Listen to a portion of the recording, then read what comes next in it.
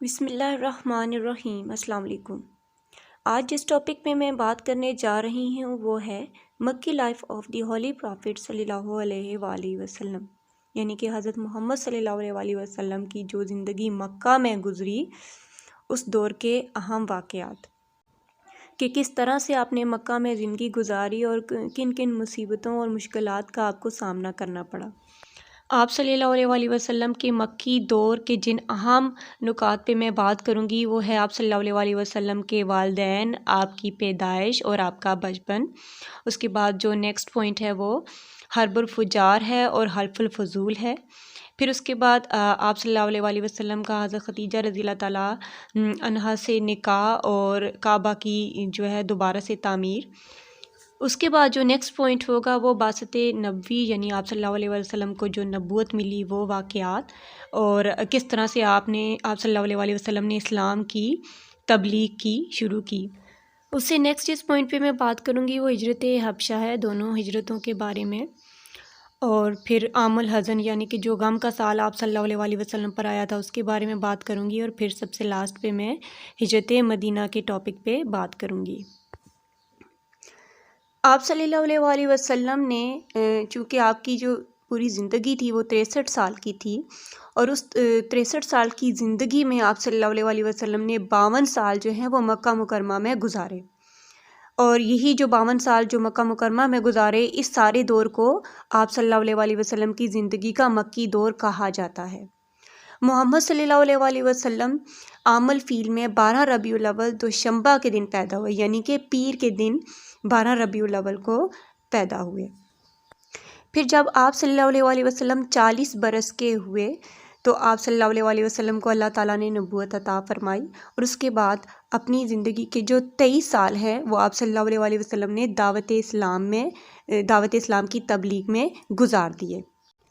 جو 23 سال دعوت اسلام کی تبلیغ میں گزارے، ان 23 سال میں سے 13 سال جو ہے آپ صلی اللہ علیہ وآلہ وسلم نے اپنے عزیز و اقارب کے ساتھ مکہ میں گزارے، ٹھیک ہے، اور جب قریش کی اذیت بڑھ گئی تو آپ صلی اللہ علیہ وآلہ وسلم نے مدینہ کی طرف ہجرت کی، اور وہاں آپ نے 10 سال گزارے، یعنی کہ جو آپ صلی اللہ علیہ وآلہ وسلم کی مکی زندگی ہے وہ 13 سال کی ہے نبوت کے بعد، اور جو مدنی ہے وہ 10 سال کی ہے۔ تو چلیے سب سے پہلے جائزہ لیتے ہیں آپ صلی اللہ علیہ وآلہ وسلم کے 13 سالہ مکی دور کا۔ 570 عیسوی میں آپ صلی اللہ علیہ وآلہ وسلم کے والد عبداللہ، جن کی شادی قبیلہ زہرہ کے رئیس وہب بن مناف کی بیٹی آمنہ کے ساتھ ہوئی تھی، شادی کے تھوڑے ہی دنوں بعد آپ صلی اللہ علیہ وآلہ وسلم کے والد عبداللہ کا مدینہ میں انتقال ہو گیا، اور عبداللہ جو ہے خاندان میں بہت زیادہ محبوب تھے، تو ان کی وفات کا سارے خاندان کو بہت برا صدمہ پہنچا۔ پھر ان کی وفات کے چند مہینوں بعد عین موسم بہار میں اپریل 571 عیسوی میں 12 ربیع الاول کو آپ صلی اللہ علیہ وآلہ وسلم کی پیدائش ہوئی۔ آپ صلی اللہ علیہ وآلہ وسلم کے دادا عبد المطلب پوتے کی خبر سن کر بہت زیادہ خوش ہوئے، خانہ کعبہ میں لے جا کر ان کے لیے آپ صلی اللہ علیہ وسلم کے لیے دعا مانگی، اور آپ صلی اللہ علیہ وسلم کا 7ویں دن عقیقہ کر کے آپ صلی اللہ علیہ وسلم کا نام محمد رکھا۔ پھر عرب میں دستور تھا کہ وہ عربی خصوصیات کو محفوظ رکھنے کے لیے اپنے بچوں کو دودھ پینے کے دنوں میں یا رضاعت کے ایام میں دیہاتوں میں بھیج دیتے تھے، اور اسی طرح آپ صلی اللہ علیہ وسلم کے دادا نے بھی آپ صلی اللہ علیہ وسلم کو ایک دائی حلیمہ کے پاس چھوڑ دیا جو بچوں کی تلاش میں مکہ آئی ہوئی تھی، اس کے حوالے کر دیا، اور 2 برس تک حلیمہ سعدیہ نے آپ کی پرورش کی، ٹھیک ہے۔ پھر تیسرے برس جب حلیمہ آپ صلی اللہ علیہ وسلم کو لے کر حضرت آمنہ رضی اللہ تعالیٰ عنہا کے پاس واپس آئیں، ابھی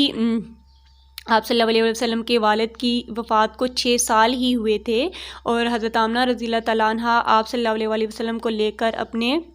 مرحوم شوہر کی قبر کی زیارت کے لیے جب مدینہ گئیں تو وہاں پہ ان کا مقام ابوا میں انتقال ہو گیا، اور آپ صلی اللہ علیہ وسلم 6 ہی برس کی عمر میں اپنی ماں کی محبت سے بھی محروم ہو گئے۔ والدہ کی انتقال کے بعد عبد المطلب آپ صلی اللہ علیہ وسلم سے بہت زیادہ محبت کرتے تھے،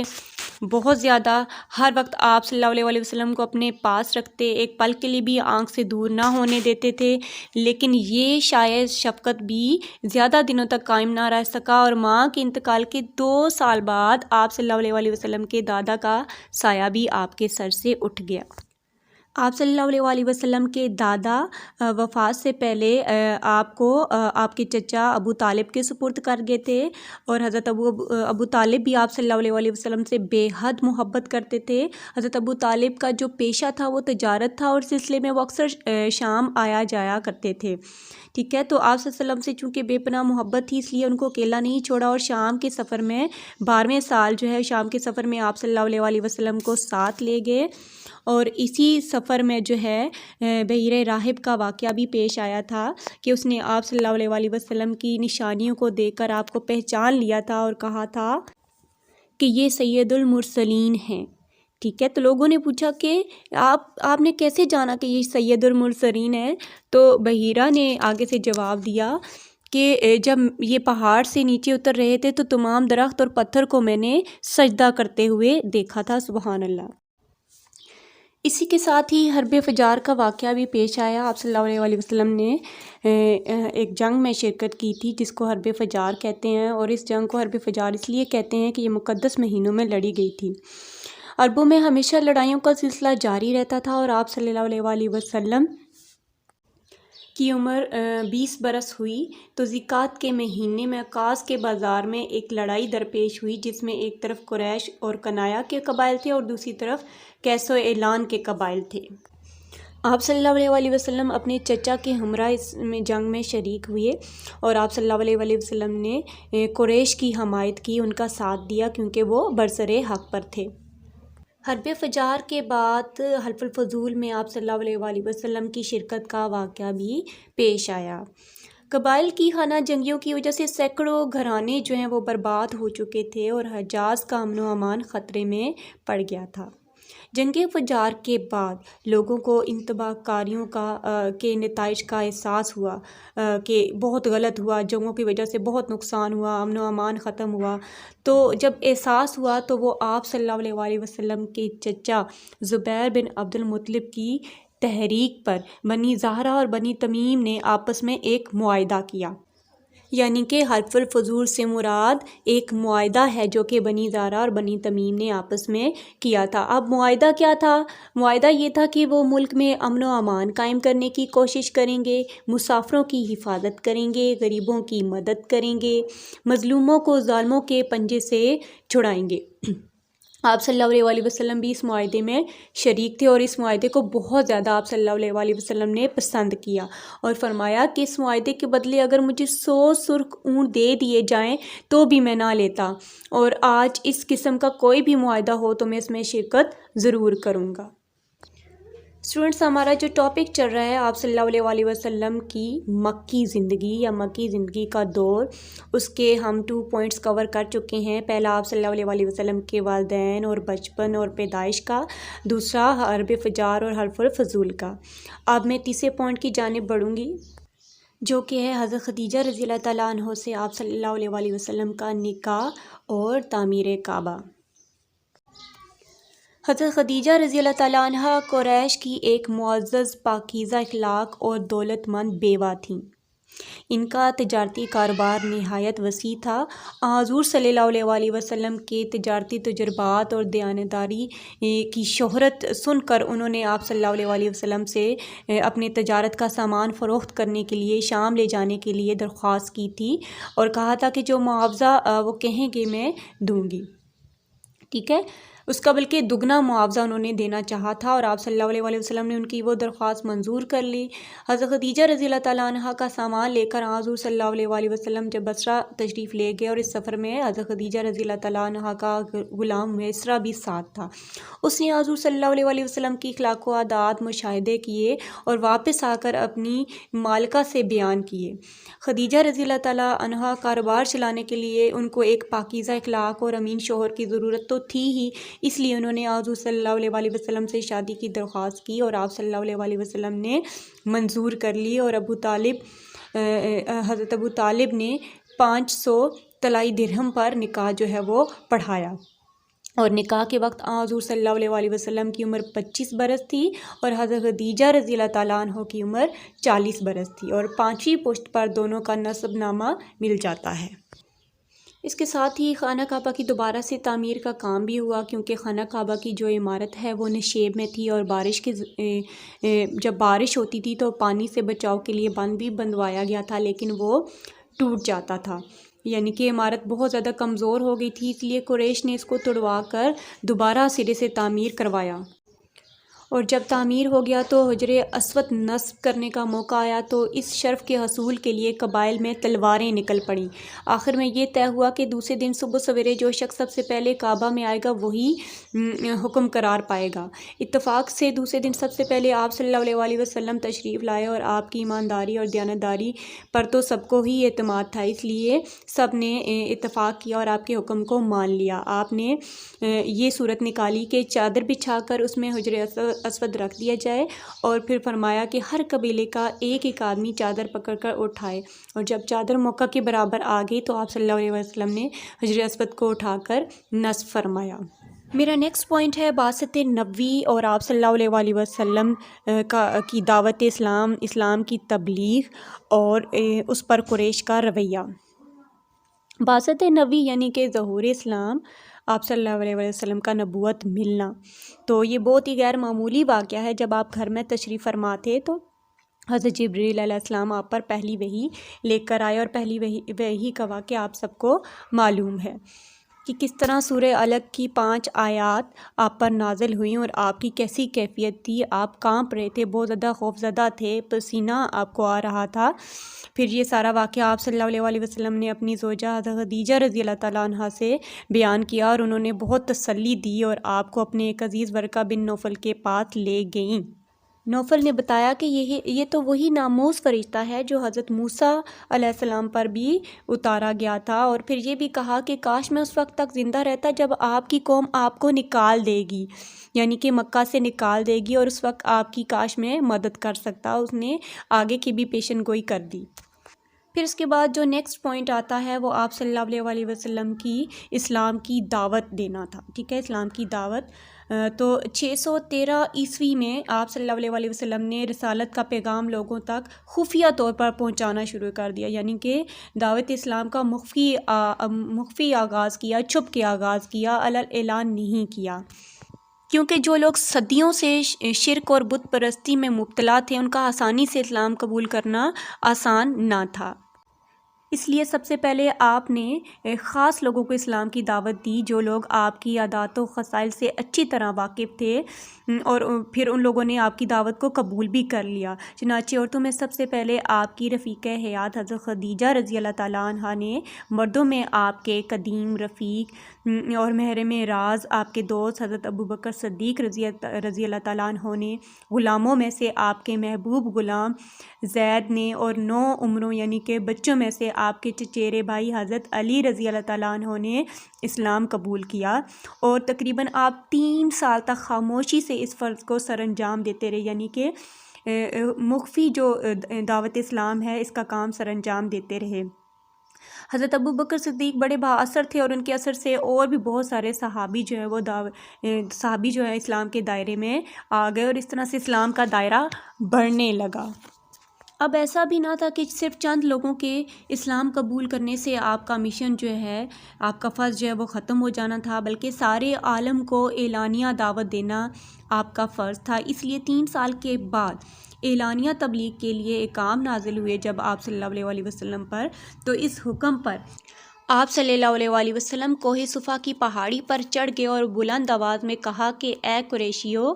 آپ کی آواز پر سب لوگ جمع ہو گئے۔ پھر آپ نے سوال کیا کہ اگر میں تم سے کہوں کہ پہاڑی کے پیچھے ایک لشکر آ رہا ہے تم پر حملہ کرنے، تو کیا تم کو میری بات پہ یقین آئے گا؟ سب نے ایک زبان ہو کر کہا کہ بالکل، کیونکہ آپ ہمیشہ سچ بولتے ہیں۔ تو پھر آپ صلی اللہ علیہ وسلم نے فرمایا کہ اللہ پر ایمان لے آؤ، دین پر ایمان لاؤ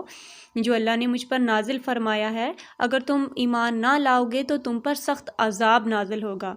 اب یہ غیر متوقع اور اپنے عقائد کے خلاف اور اپنے دین کے خلاف بات سن کر سب لوگ بگڑ گئے اور واپس اپنے گھروں کو چلے گئے۔ اب کیا ہے کہ مسلمانوں کی تعداد 40 تک ہو چکی تھی اور آپ صلی اللہ علیہ وسلم ایک دن حرم میں گئے اور وہاں جا کر توحید کا اعلان کیا۔ اب اس اعلان پر مشرکین آپ پر ٹوٹ پڑے اور حارث بن ابی حالہ نے رضی اللہ تعالیٰ عنہ نے جب آپ کو بچانے کی کوشش کی تو اس میں وہ مقتول ہو گئے، اور یہ اللہ کی راہ میں پہلا خون تھا۔ اور اس کے ساتھ ساتھ ہی مسلمانوں میں اضافہ ہوتا گیا، اور جوں جوں اسلام کے پرستاروں کی تعداد بڑھتی گئی ان میں اضافہ ہوتا گیا، مشرکین کی مخالفت بھی اسی طرح بڑھتی گئی، اور ان کی مخالفت کے بہت سارے اسباب تھے۔ ایک تو یہ تھا کہ اسلام جو ان کے عقائد تھے، صدیوں سے جو ان کی رسومات تھی، عقائد تھی، اس کو رد کر رہا تھا اسلام۔ اس کے علاوہ دوسرا جو سبب یہ تھا کہ ان کے جو معبود تھے یعنی کہ جو بت تھے ان کی پوجا کرنے سے اسلام روکتا تھا۔ ان کے ساتھ ساتھ جو ان کی بد اخلاقیاں تھیں اس کی پردہ دری کرتا تھا اسلام، اور متولی کعبہ کی حیثیت سے عرب پر جو ان کا اقتدار قائم تھا اسلام اس کا خاتمہ بھی کیے دیتا تھا۔ ان اسباب کی بنا پر سارا قریش اسلام اور حضور صلی اللہ علیہ وسلم کی مخالفت کرنے لگا، تاہم شروع میں انہوں نے اتنی سختی نہ کی بلکہ صلح کے ذریعے اس مسئلے کو حل کرنے کی کوشش کی، اور آپ صلی اللہ علیہ وسلم کو اسلام کی تبلیغ دینے سے باز رکھنے کی کوشش کی گئی۔ جب اس میں مایوسی ہوئی تو کچھ معززین قریش نے ایک وفد آپ صلی اللہ علیہ وسلم کے چچا ابو طالب کے پاس بھیجا اور انہوں نے سمجھا بجھا کر واپس کر دیا، لیکن حضور صلی اللہ علیہ وسلم اپنے اس فریضے سے بالکل بھی دستبردار نہیں ہو سکتے تھے۔ قریش نے جب آپ صلی اللہ علیہ وسلم کا یہ رویہ دیکھا کہ کسی قسم کی کوئی تبدیلی نہیں آ رہی تو ابو طالب کے پاس پہنچے اور ان سے کہا کہ تمہارا بھتیجا ہمارے معبودوں کو برا کہتا ہے، ہمارے مذہب کی مذمت کرتا ہے، ہمارے معززین کو ناسمجھ بتاتا ہے، اس لیے یا تو تم درمیان سے ہٹ جاؤ ورنہ پھر میدان میں آؤ، ہم تم فیصلہ کر لیں گے۔ یہ صورتحال دیکھ کر ابو طالب نے رسول اللہ صلی اللہ علیہ وسلم کو بلا کر سمجھایا کہ بیٹا اپنے چچا پر ناقابل برداشت بوجھ مت ڈالو کہ جو میں اٹھا نہ سکوں، اور اپنی قوم کی مخالفت چھوڑ دو۔ آپ صلی اللہ علیہ وسلم نے ظاہری سہارا یعنی کہ اپنے چچا کو جب یہ الفاظ کہتے ہوئے سنا تو بہت ہی ان کو دکھ ہوا کہ اس قسم کے الفاظ جو ہیں ان کی زبان سے نکل رہے ہیں، اور بہت ہی آپ صلی اللہ علیہ وسلم آبدیدہ ہو گئے، اور پھر فرمایا چچا جان اللہ کی قسم اگر یہ لوگ میرے ایک ہاتھ پر آفتاب اور دوسرے پر مہتاب رکھ دیں تو بھی میں اس فریضہ سے دستبردار نہیں ہو سکتا، میں اپنا فریضہ سر انجام دیتا رہوں گا چاہے اسی راہ میں میرا خاتمہ ہو جائے۔ یہ الفاظ سن کر آپ کے چچا بہت متاثر ہوئے اور کہا جو دل آئے کرو، میں کسی بھی حالت میں تمہارا ساتھ نہیں چھوڑ سکتا۔ دوسری طرف جو ہے قریش نے ابو طالب سے مایوس کن جواب سننے کے بعد طرح طرح کی اذیتیں جو ہیں وہ آپ صلی اللہ علیہ وسلم اور مسلمانوں کو دینا شروع کر دیں۔ آپ صلی اللہ علیہ وسلم کی راہ میں کانٹے بچھا دیے جاتے، نماز پڑھنے میں پشت مبارک پر نجاست کا بوجھ لا کر ڈال دیتے تھے، بد زبانیاں کرتے تھے۔ ایک مرتبہ آپ صلی اللہ علیہ وسلم حرم میں نماز پڑھ رہے تھے کہ عقبہ بن معیط نے گردن مبارک پر اپنی چادر رسی کی طرح ڈال کر آپ صلی اللہ علیہ وسلم کی گردن میں اور اس طرح زور سے کھینچی کہ آپ گھٹنوں کے بل گر پڑے، اور ان تمام سختیوں کے باوجود بھی آپ صلی اللہ علیہ وسلم اپنے فریضہ سے پیچھے نہ ہٹے اور اپنا فرض جو ہے وہ برابر ادا کرتے رہے۔ اس ظلم و ستم کے باوجود بھی مسلمانوں کی تعداد میں اضافہ ہوتا گیا، اور اس دوران ہی حضرت حمزہ اور حضرت عمر رضی اللہ تعالیٰ عنہ نے بھی اسلام قبول کر لیا۔ حضرت عمر جو کہ اسلام کے سخت دشمن تھے انہوں نے بھی اسلام قبول کر لیا۔ اسٹوڈنٹس یہ ہیں آپ صلی اللہ علیہ وسلم کے مکی دور کے اہم واقعات، ترتیب وائز میں آپ کو بتا رہی ہوں۔ اب نیکسٹ پوائنٹ کی جانب میں بڑھوں گی جو کہ ہے ہجرت حبشہ 615 میں، جب مشرکین کا ظلم حد سے زیادہ بڑھ گیا اور مسلمانوں کا وہاں جینا بہت مشکل ہو گیا تو حضور صلی اللہ علیہ وسلم نے حبشہ کی طرف جو کہ ان کے لیے مانوس مقام تھا چلے جانے کا حکم دیا، اور اس حکم پر 5 نبوی بعثت میں 11 مردوں اور 4 عورتوں کا مختصر قافلہ حبشہ کی طرف روانہ ہوا۔ یہ حبشہ کی طرف پہلی ہجرت تھی۔ جب مسلمانوں نے حبشہ کی طرف ہجرت کی تو کفار نے مسلمانوں کو حبشہ سے نکلوانے کی کوششیں شروع کر دیں اور ان کوششوں میں وہ ناکام رہے۔ انہوں نے ایسا کیا کہ حبشہ کو جو بادشاہ تھا نجاشی، اس کے پاس گئے اور کہا کہ ہمارے کچھ لوگ پھر گئے ہیں، اپنے دین سے پھر گئے ہیں، نیا دین ایجاد کر لیا ہے، تو ایسے اس طرح سے باتیں کہہ کے انہوں نے نجاشی کو بھڑکانے کی کوشش کی۔ تو پھر کیا ہوا، نجاشی نے جب پوچھا مسلمانوں سے تو ان کے جواب میں حضرت جعفر رضی اللہ تعالیٰ عنہ نے قرآن کا کچھ حصہ سنایا، اور جو نجاشی تھا وہ رونا اس نے شروع کر دیا اور کہا اللہ کی قسم، یہ کلام اور عیسیٰ کا کلام ایک ہی چراغ کے دو حصے ہیں، ٹھیک ہے۔ تو یعنی کہ اس نے کوئی بات نہ مانی مشرکین کی۔ مسلمانوں نے حبشہ میں کچھ روز قیام کیا اور اس کے بعد اہل مکہ کے اسلام کی غلط خبریں سنی، جس کی وجہ سے واپس مکہ کی طرف لوٹ گئے، اور پھر کچھ دنوں کے بعد ہی حبشہ کی طرف دوبارہ انہوں نے ہجرت کی، اور اس میں جو دوبارہ ہجرت کی اس میں 102 مسلمان تھے ٹوٹل، جس میں 86 مرد تھے اور 20 عورتیں تھیں۔ قریش کی ہر طرح کی بندشوں اور ستم آرائیوں کے باوجود اسلام کا دائرہ جو ہے وہ روز بروز بڑھتا گیا۔ اس لیے انہوں نے آپس میں طے کر لیا کہ اگر بنی ہاشم محمد کو قتل کے لیے حوالہ نہ کریں گے ہمارے، تو ان کا مکمل بائیکاٹ کر دیا جائے گا، یعنی ان کو کھانے پینے کی کوئی اشیاء مہیا نہیں کی جائیں گی، ان سے کوئی روابط نہیں رکھے جائیں گے، ان کے ساتھ شادی بیاہ کے تعلقات بھی نہیں رکھے جائیں گے۔ تو اس طرح کا بائیکاٹ جو ہے ان کے ساتھ کر دیا جائے گا، غرض کہ ہر قسم کے معاشرتی تعلقات ان سے ختم کر دیے جائیں گے۔ مشرکین کی شرط ایسی تھی کہ کوئی بھی باہمیت ہاشمی سے پوری کرنے کے لیے تیار نہ تھا، یعنی کہ کوئی بھی آپ صلی اللہ علیہ وسلم کو ان کے حوالے کرنے کے لیے تیار نہ تھا۔ اس لیے ابو طالب اپنے خاندان کو لے کر ایک گھاٹی جو انہی کی طالب کے نام سے مشہور ہے، شیب ابی طالب میں مشہور ہے، وہاں چلے گئے اور 3 سال تک انتہائی مصیبتوں کے ساتھ وہاں پر زندگی بسر کی۔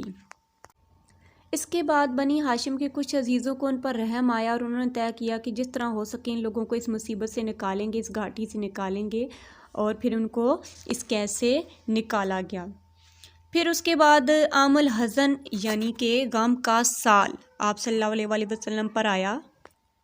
شیب ابی طالب کی گھاٹی سے نکلنے کے چند دنوں بعد ہی حضور صلی اللہ علیہ وسلم کے چہیتے چچا جو ہیں ابو طالب جو تھے وہ ان کا انتقال ہو گیا، اور اس کے تھوڑے ہی دنوں کے بعد آپ صلی اللہ علیہ وسلم کی رفیقہ حیات حضرت خدیجہ رضی اللہ تعالیٰ عنہ کا بھی انتقال ہو گیا۔ تو اس سال آپ کو بہت زیادہ غم اٹھانا پڑا، بہت ہی اچھے 2 آپ کے ساتھی جو ہیں وہ دنیا سے چلے گئے، اس لیے اس سال کو عام الحزن یعنی کہ غم کا سال کہا جاتا ہے۔ پھر اس کے بعد 620 عیسوی میں معراج کا واقعہ پیش آیا اور نمازیں جو ہیں وہ فرض کی گئیں۔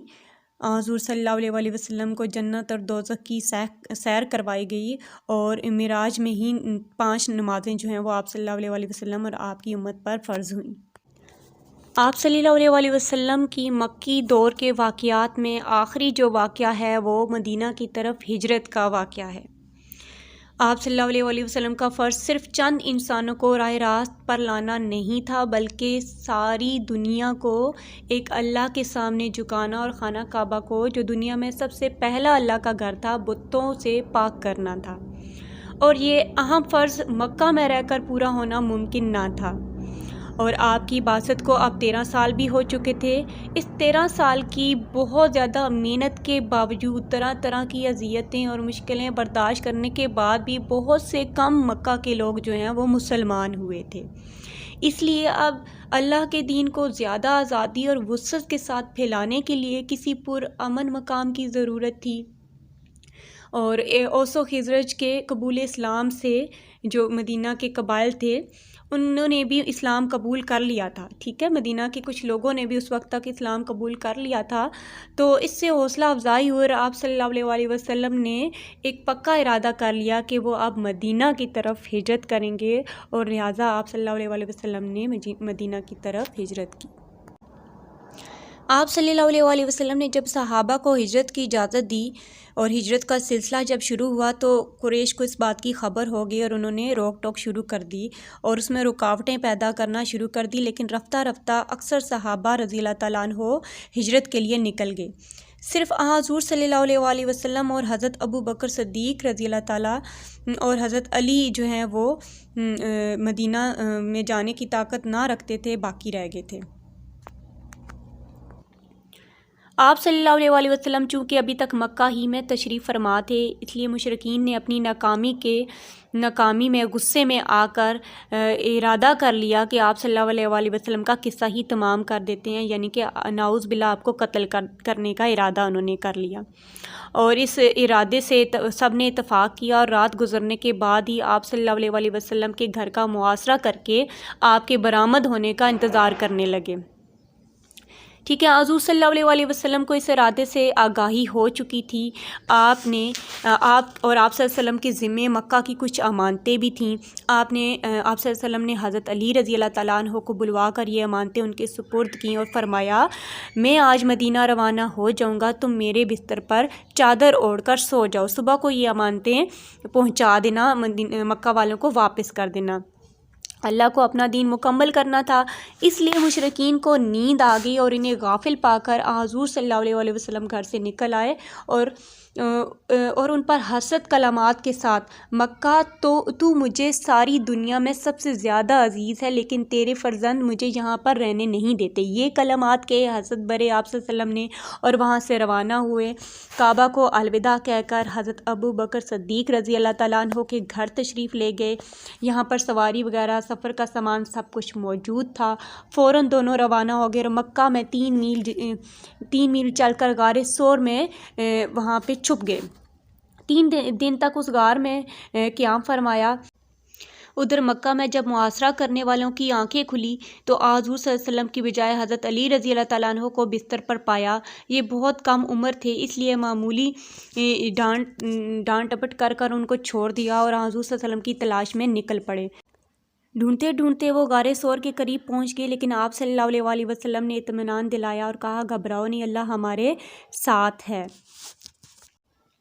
حضور صلی اللہ علیہ وسلم کے مکہ سے نکلنے کے بعد قریش نے اشتہار بھی دے دیا تھا کہ جو شخص محمد صلی اللہ علیہ وسلم یا حضرت ابو بکر صدیق رضی اللہ تعالیٰ عنہ کو گرفتار کر کے لائے گا، اس کو 100 اونٹ دیے جائیں گے۔ اس انعام کی لالچ میں بہت سے آدمی تلاش کرنے پر آمادہ ہو گئے اور گھروں سے نکل پڑے۔ حضور صلی اللہ علیہ وسلم کے مکہ سے نکلنے کے وقت ایک شخص سراقہ نے دور سے آپ صلی اللہ علیہ وسلم کو دیکھا تھا، لیکن اس کو پورا یقین نہ تھا۔ پھر کیا ہوا، وہ پاس آیا، گھوڑے پر وہ سوار تھا، قریب پہنچ کر گھوڑے کے پاؤں جیسے ہی اس نے آپ صلی اللہ علیہ وسلم کو پکڑنے کی کوشش کی، اس کے پاؤں جو ہے زمین میں دھنس گئے۔ ٹھیک ہے، بار بار وہ جب آگے بڑھتا تو ایسا ہی ہوتا، تو وہ سمجھ گیا کہ یہاں پہ معاملہ گڑبڑ ہے اور آپ صلی اللہ علیہ وسلم سے معافی مانگی اور بتایا کہ اس طرح سے وہ آپ کے پیچھے ہیں، آپ کو گرفتار کرنے کے چکر میں ہیں۔ آپ صلی اللہ علیہ وسلم نے اس کو معاف فرمایا اور اپنی منزل کی جانب، اپنی سفر کی جانب آگے مدینہ کی طرف بڑھ گئے۔ تو اسٹوڈنٹس، ان واقعات کے ساتھ ہی آپ صلی اللہ علیہ وسلم کے مکی دور کی جو زندگی ہے اس کے واقعات کا یہاں پہ اینڈ ہو جاتا ہے۔ نیکسٹ ویڈیو لیکچر میں آپ صلی اللہ علیہ وسلم کے مدنی دور کے بارے میں آپ کو بتاؤں گی۔